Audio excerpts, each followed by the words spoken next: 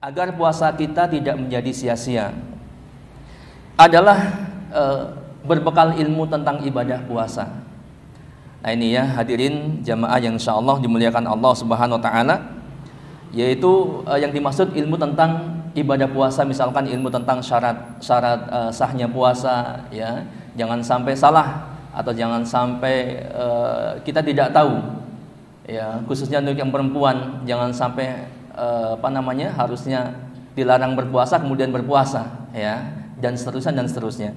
Kemudian ilmu tentang rukun puasa. Kalau rukun puasa insya Allah yang hadir di sini sudah pada tahu. Akan tetapi barangkali yang tidak hadir atau yang menyimak dari kajian ini mungkin belum tahu. Ya maka ini perlu belajar. Sebab kalau tidak tahu kita bisa salah. Ya, bisa salah. Walaupun mungkin katakanlah orang yang nggak tahu mungkin dimaafkan. Tapi kalau nggak tahu terus bagaimana?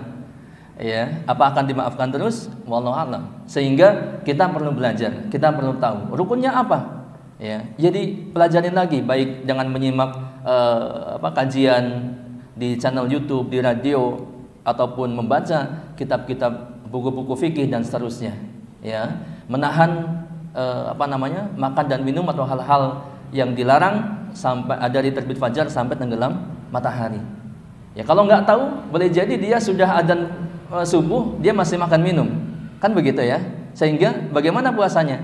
Ya secara zuhirnya dia nggak berpuasa, atau belum adzan maghrib dia sudah makan. Ya ini kalau tidak tahu boleh jadi demikian. Nah sehingga ini penting sekali ilmu ya, dan memang selain daripada ikhlas, ibadah kita semuanya harus berdasarkan ilmu, harus berdasarkan sunnah Nabi SAW. Nah mengenai pentingnya ilmu ini para ulama sudah menjelaskan. Di antaranya Imam Al-Bukhari rahimahullah, beliau mengatakan al-ilmu qoblal qaul wa amal. Ilmu sebelum perkataan dan perbuatan. Ya, baik perkataan berupa ibadah, apalagi ya, maupun perbuatan ibadah, atau bahkan perkataan dan perbuatan secara umum. Ini butuh ilmu. Sebab tanpa ilmu perkataan dan perbuatan kita sangat mungkin terjatuh pada kesalahan dan dosa. Sehingga ilmu itu sangat penting. Yang kedua, Ibnu Abbas radhiyallahu anhuma, salah seorang sahabat yang mulia ya, sebagai seorang mufassir di antara para sahabat, beliau mengatakan al ilmu imamun amal.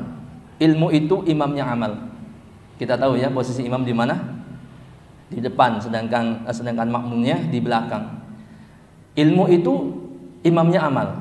Ya, sehingga amal tidak boleh atau ilmu tidak boleh ditaruh di belakang, amal di depan. Artinya ilmu dulu baru beramal. Ya, sehingga sama. Mirip seperti apa yang disampaikan oleh Imam Al-Bukhari, atau sebaliknya gitu ya. Imam Al-Bukhari menyampaikan persis atau mirip dengan apa yang disampaikan oleh Ibnu Abbas radhiyallahu anhu.